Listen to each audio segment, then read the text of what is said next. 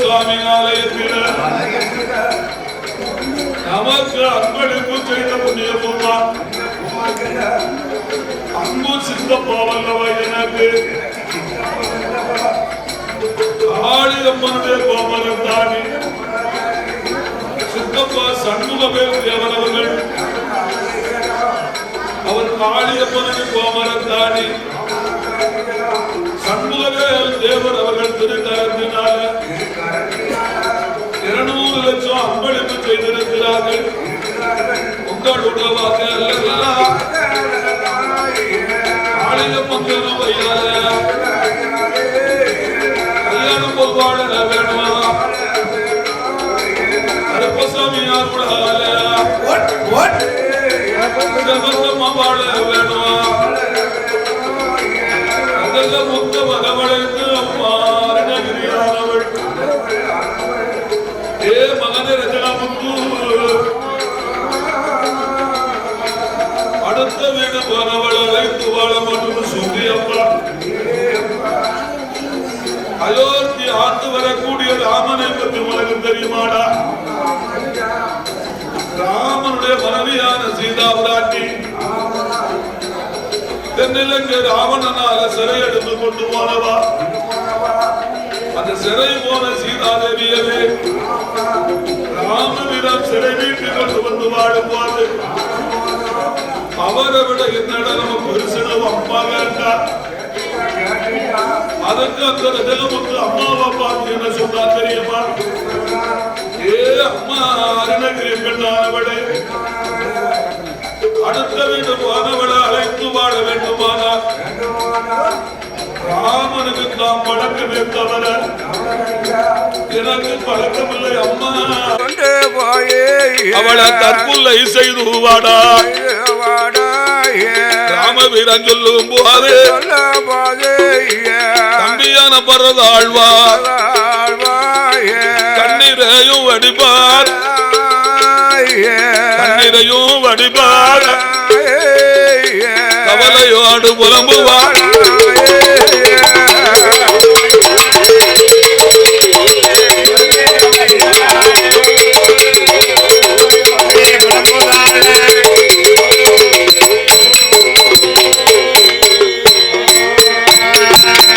அண்ணனுடையிடம் அதில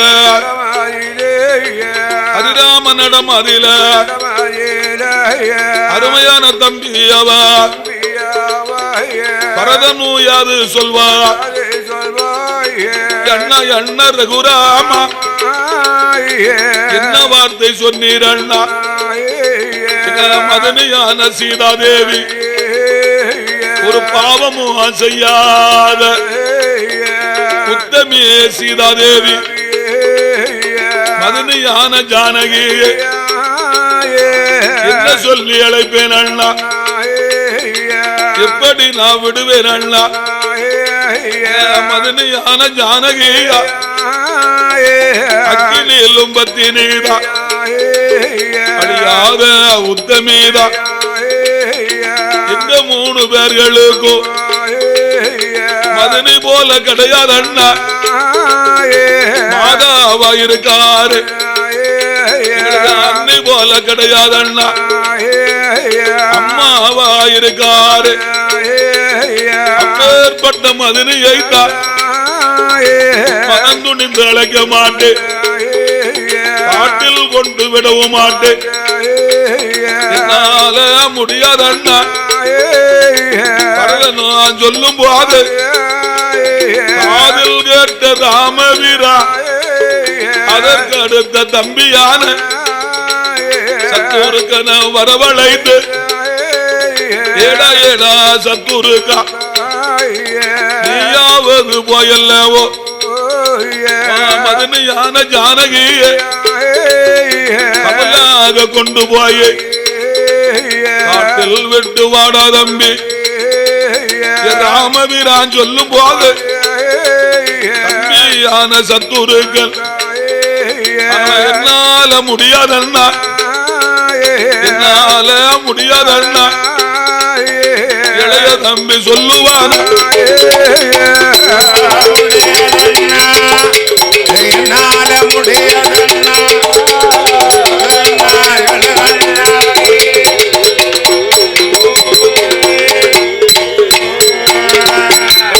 நாடுல்லையும் நல்ல நாடு நாவல்லர்கள் புகழும் நாடு ஈழ பிள்ளையார் குளமாதி குறிச்சி நகர் தன்னில் வாழ் பொறுமைக்கு தாரும் மறை உடையாதில்ல கருணரை என்னுடைய தம்பியா யாரு என்று பார்ப்போமா? குறிச்சூடையார் நாமம் பெற்று உடையார் தம்பிதான் உடையாரோட திருக்காரர் பாடுகின்ற அண்ணனே கருப்பசாமி வாசல்ல 200 லட்சமா அன்பளிப்பா செய்து உடையாரோட குடும்பமல் உடையார் அருளா கருப்பசாமி கிருபையா வாழணுமா 100 கோடி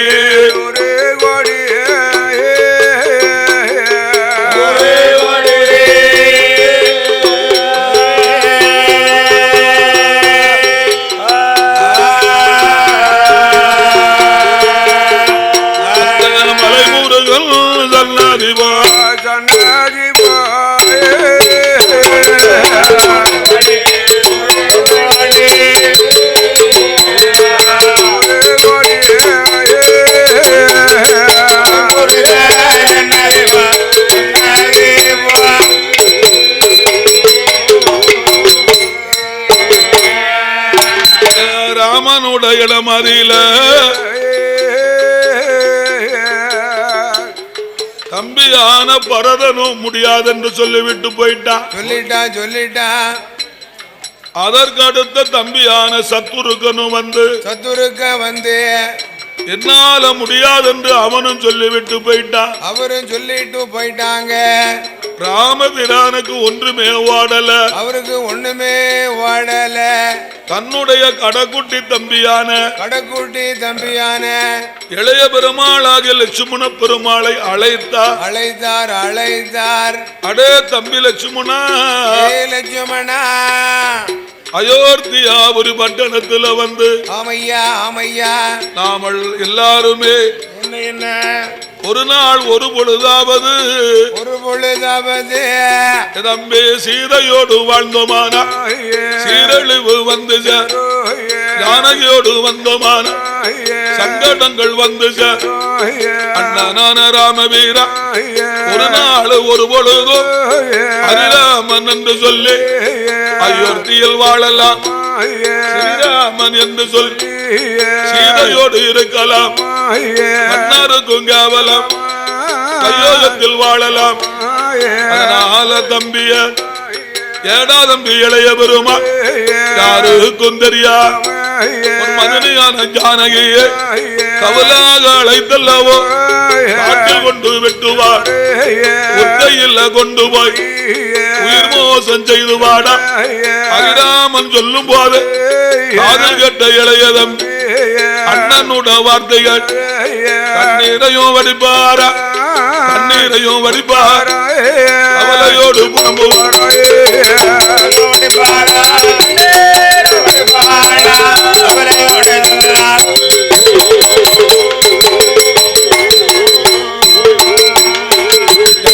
என்ன ரகுராமா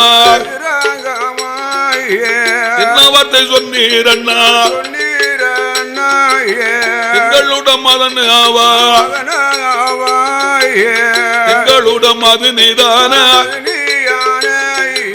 குழந்தமார் 3 பேருக்கும்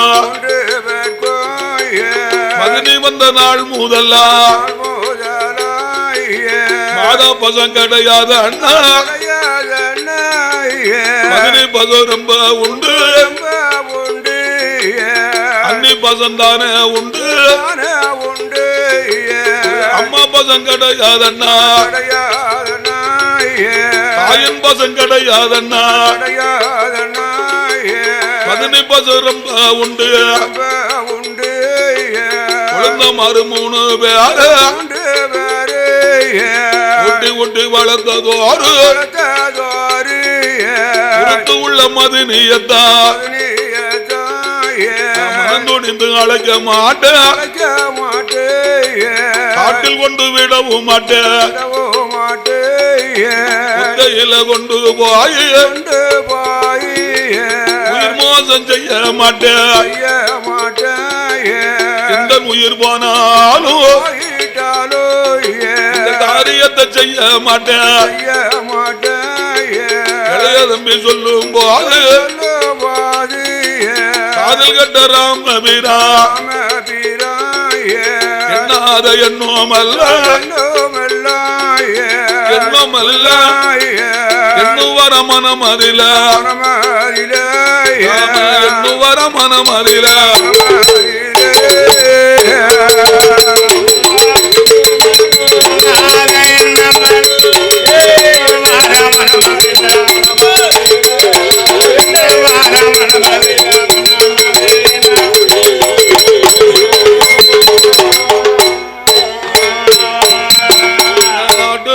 நல்ல நாடு காவலர்கள் புகழும் நாடு கீழப்பிள்ளையர் கொள்ளம் அறில ஆண்டு வரும் செல்ல ஜீமா பொறுமைக்கு தரும் அறையோ என்னுடைய தம்பியான சங்கர் என்பவர்கள் சங்கருட திருக்கரத்தா 200 லட்சம் அதைய அன்பளிப்ப செய்து இருக்கா சங்கருட குடும்பம் அல்ல வாடக்கர கருப்பசாமி ஆண்டவன் கருப்பசாமி கருப்பசாமி கிருபையால கருப்பசாமி கல்யாணம் போல் வாழ வேணும் கல்யாணம் போல் வாழ வேணும்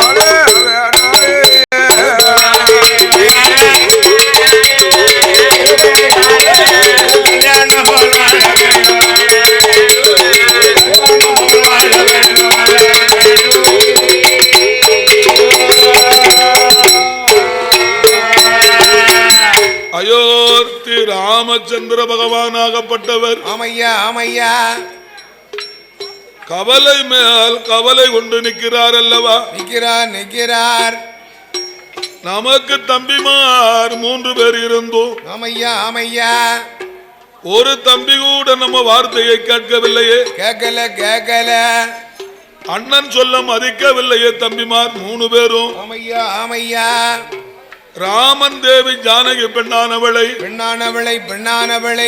காட்டில் கொண்டு விட்டு வா என்று பரதங்கிட்ட சொன்னோம் கேட்கல. பரதனும் முடியாது என்று போய்விட்டான். சொல்லிட்டான். தம்பியான சத்துருக்கனும் முடியாது என்று சொல்லிவிட்டானே. சொல்லிட்டானே. கடக்குட்டி தம்பியான லட்சுமண பெருமாளும் முடியாதுன்னு சொல்லிட்டானே. முடியாதுன்னு சொல்லிட்டான். நமக்கு தம்பிமார் 3 பேர் இருந்து என்ன செய்ய? இருந்து ஒரு பலன் இல்லையே நமக்கு. அயோத்தி அபுரி பட்டணத்துல நாம இருந்தா என்ன இறந்தால் என்ன யாரும் கேட்பார் இல்ல. இன்னைக்கே நமக்கு இந்த கதினா நாளைக்கு என்ன கதியோ? இன்னைக்கு இப்படின்னா நாளைக்கு கேட்கவா செய்யணும் என்று ராமபிரான் உயிரை வெறுத்து ஆமையா அறையில கட்டி இருந்த அறையில இருந்த உறவாளை உருவினார். உறவாளை உருவி தற்கொலை செய்ய போகிறார் அல்லவா? தற்கொலை செய்ய போறாரு. உறவாளை எடுத்து நெஞ்சில வைக்கும் போது ஆமையா தம்பியான லட்சுமண பெருமாள் பார்த்தா என்ன இருக்க என்ன மாயா நடந்து விட பார்த்தது. என்ன இருக்க என்ன மோசம் வந்துட பார்த்தது. அண்ணனுடைய இடத்துல முடியாதுன்னு ஒரு வார்த்தை நம்ம சொல்ல போய் அவருக்கு யாருக்கெல்லாம் முன்னால் நிக்க கோபம். நம்ம அண்ணன் அல்லவா தற்கொலை செய்ய பார்த்தா. அண்ணன் தற்கொலை பண்ண போயிட்டாரு. நம்ம அண்ணனை இழந்து விட பார்த்தோமே. அண்ணனை இழந்தா ரொம்ப சங்கடம்ல. எல்லாத்துக்கும் அண்ணன் நமக்கும் அண்ணனா? எல்லாத்துக்கும் அண்ணன் வாய்ச்ச மாதிரியே நமக்கு அண்ணன் வாய்ச்சிருக்காங்க. எல்லாத்துக்கும் தமையன் நமக்கு தமையனா? அப்படிலாம் கிடைக்குமா ஐயா? கிடைக்குமா? எத்தனை இருந்தாலும் இந்த அண்ணனை இழப்பதற்கு இவனுக்கு மனம் இருக்கா? மனம் இருக்கா? மனம் கிடையாது. இந்த அண்ணன் போனா நமக்கு ஒரு அண்ணன் கிடைப்பானா? இந்த மாதிரி போனா அண்ணன் வேற யாரும் நமக்கு கிடைக்கவே மாட்டாங்க ஐயா.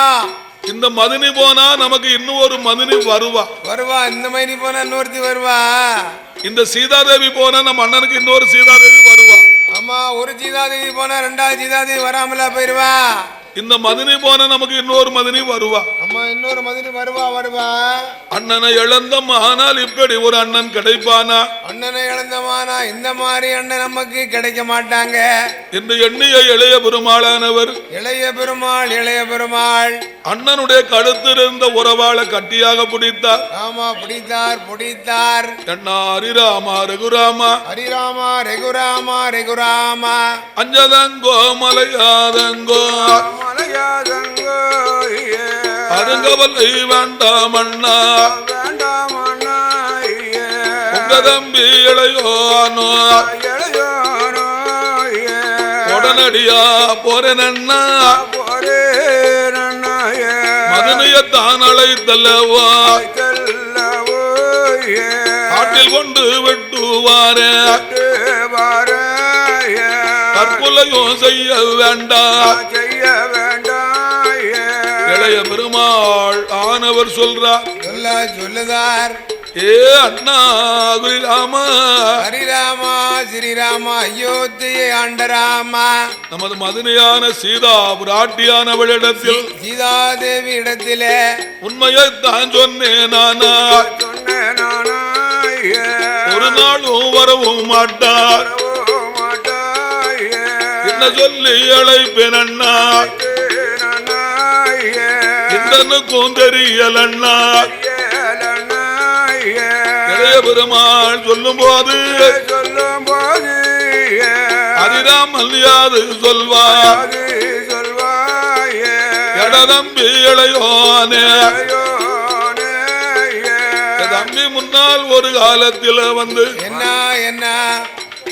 நாம மூன்று பேர்களும் பஞ்சவடி தீர்த்தம் பர்ணசாலையில இருக்கும் போது ஒரு நாள் நீ கனி பறிக்க காட்டுக்கு போயிட்ட தம்பி. ஆமா ஐயா.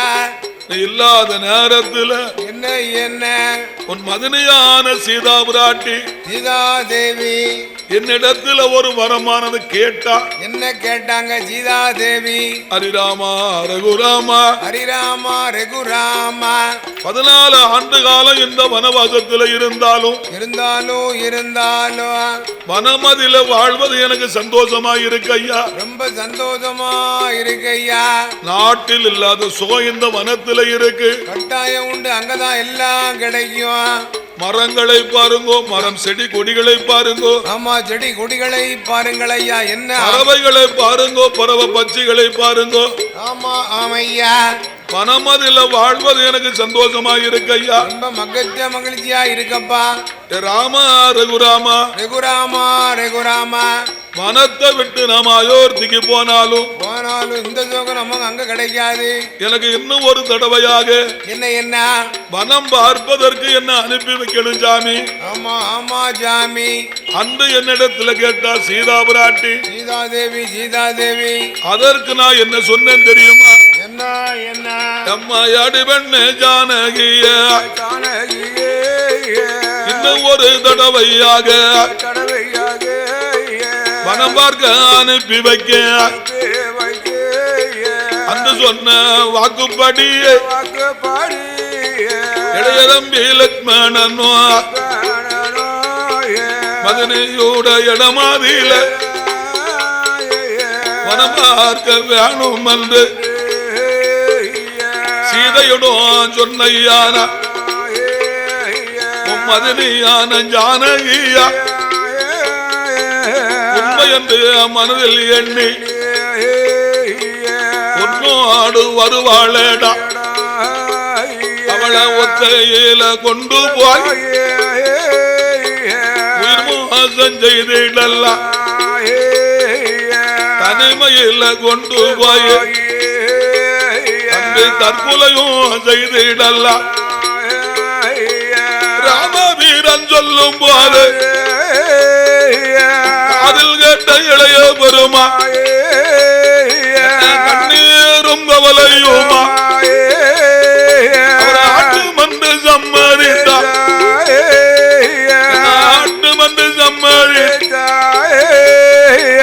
அரும தம்பி இளையோன்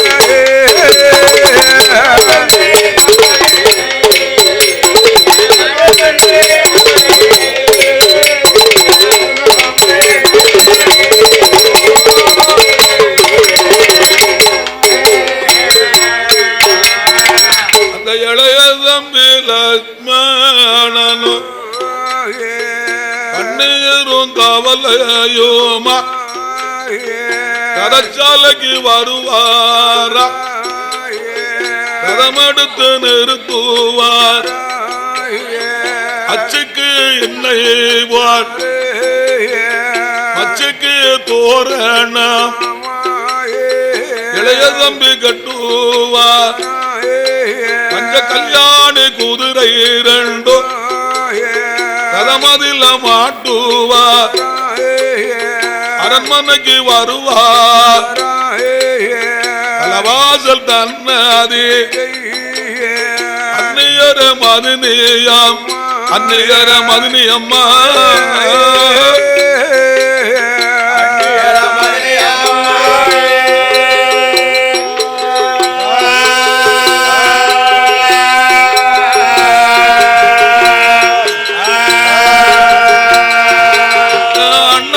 தேவி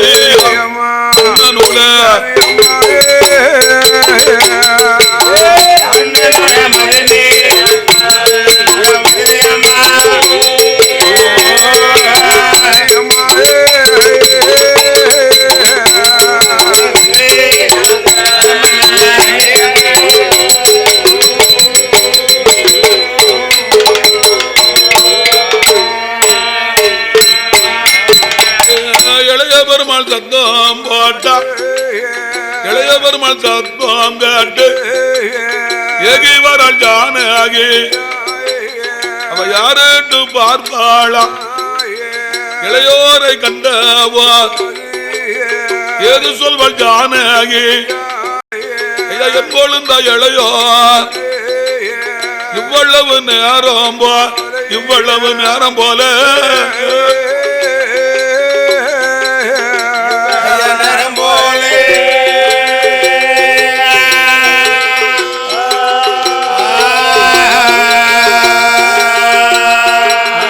என்னழைத்த விவரம்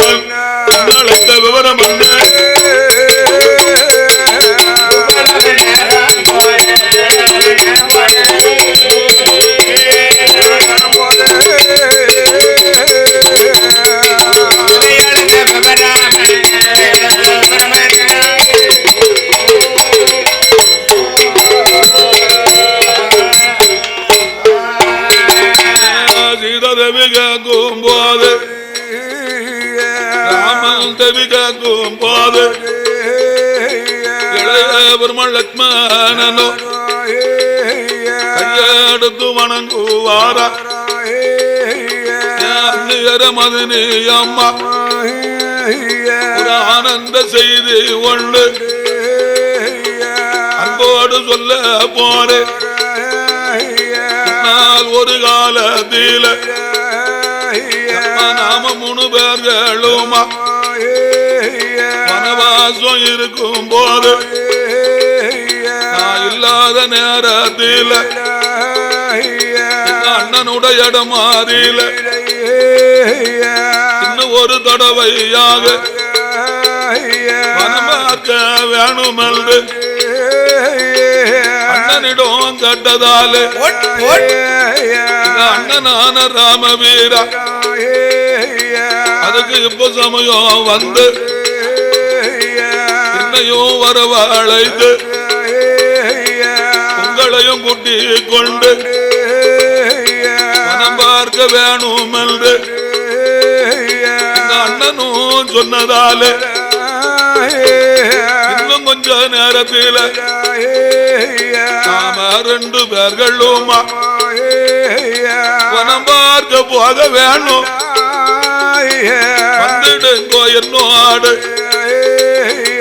இளைய பெருமாள் கேட்கும் போது இளைய பெருமாள் வார்த்தை கேட்டு ராமன் தேவி ஜானகியா அவ வருவதையோ நினையாம கொழுந்த இளையோனே கொஞ்ச நேரம் பொறுத்திருங்கோ அரமனைக்குள் போயல்லவோ மாமி மாறு இடமதியில அங்கை நானும் சொல்லிவிட்டு மனம் பார்க்க வாரேன் ஐயா என்று சொல்லி சீதாதேவி மனம் பார்க்க பார்க்கும் ஆசையில அரமனைக்குள் வருவாளா, அரமனைக்குள் வருவாளா, ராமன் தேவி ஆவா.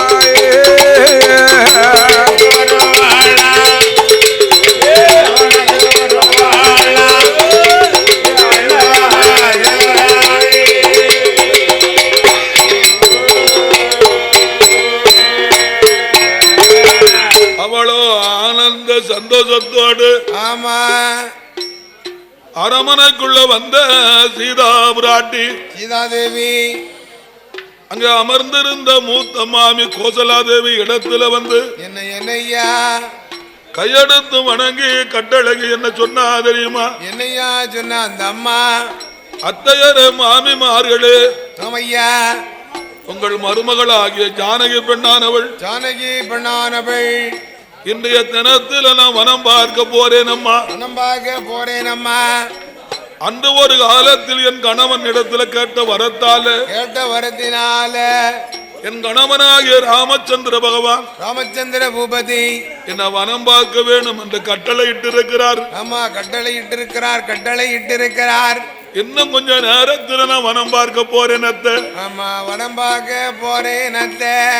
வாத்தி வரம் கொடுங்க, என்ன வழி அனுப்பி விடை கொடுங்க அத்தை. வழி அனுப்பி விடை கொடுங்க அத்தை. அத்தை கோசலையாள் இடத்துல சீதாதேவி சொல்லும் போது சொன்ன போது அந்த வார்த்தைகளை காதுல கேட்ட மூத்த மாமி கோசலாதேவி தன் மருமகளை வரவழைத்து சில புத்திமதிகளை சொல்றா. என்னையா சொன்னா புத்திமதி?